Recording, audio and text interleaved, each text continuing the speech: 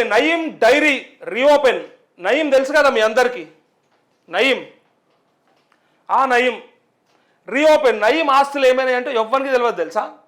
ఇప్పుడు వేలాది కోట్ల రూపాయలు బ్లాక్మెయిల్ చేసి వాడిని బెదిరించి సంపాదించి పెట్టుకున్నాడు. నయీం ఆస్తులు లెక్కలేనన్ని కోట్ల రూపాయలు ఉంటాయి, వేలాది కోట్ల రూపాయలు, వందలాది ఎకరాల భూములు అని చెప్పారు. ఆయన ఎన్కౌంటర్ అయ్యే ముందు దాకా కూడా ఆయన ఆగడాలు అంతా ఇంత కావు. ఎన్కౌంటర్ అయిన తర్వాత ఆయన ఆస్తుల గురించి ఆయన డీటెయిల్స్ అన్ని కూడా అప్పుడు ప్రభుత్వం బయట పెడుతుందని అనుకున్నారు. పెట్టినరా? ఏమైనాయి మరి? ఎటువైనాయి మరి? ప్రభుత్వం తీసుకుందా, ప్రైవేట్ వ్యక్తులు తీసుకున్నారా, లేదంటే ఇంకా ఎవడన్నా నాయకులు ఇన్వాల్వ్మెంట్ అయ్యారా అనేది పెద్ద ప్రశ్న. అందుకే నయీం డైరీని రీఓపెన్ చేస్తే ఆ దొంగలంతా బయటకు వస్తారు, ఎవడెవడు ఏంటిది అనేది. ఇగో కేసును తిరిగి విచారించేందుకు కసరత్తు, స్వాధీనమైన సొమ్ము ఎవరికి చేరిందంటూ వారా, అదే ప్రశ్న. ఆ రోజు నుంచి ఈ రోజు దాకా అదే ప్రశ్న.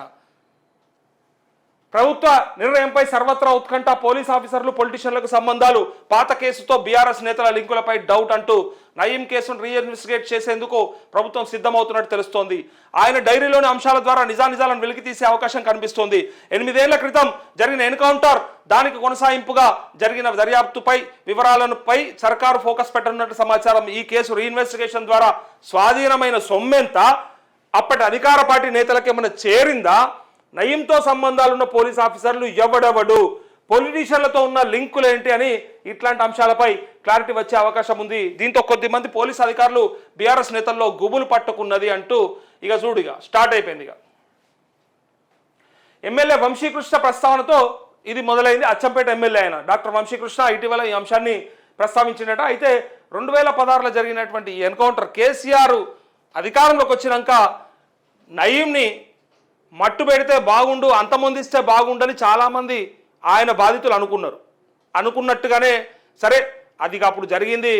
మరి పోలీస్ ఎన్కౌంటర్లా చనిపోయిండు అని చెప్పి మనకు చూసినప్పటికీ, ఆధారాలు ఉన్నప్పటికీ అందున కూడా రకరకాల డౌట్లు.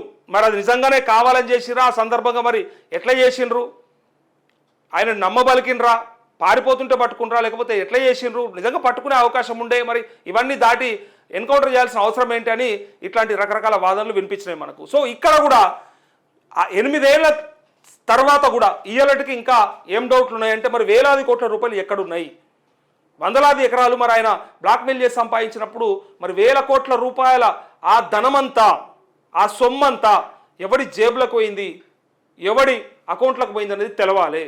అందుకోసమే మళ్ళీ ఓపెన్ చేస్తూ ఉన్నారు. సో నేను అడిగేది ఒకటే, మియాపూర్ భూములు కావచ్చు, డ్రగ్స్ కేసు కావచ్చు, అట్లే నయీం సంబంధించినటువంటి ఆస్తులు కావచ్చు, వీటన్నిటిని ఎందుకు పట్టించుకోరు, ఎందుకు అవి బయటికి రావు, లోపలనే ఎందుకు మాట్లాడుతూ ఉంటారు, లోపల ఎందుకు దాన్ని కప్పిపుచ్చాలని ప్రయత్నం చేస్తూ ఉంటారు, ప్రజలకి తెలవాల్సిన అక్కర ఉందా లేదా?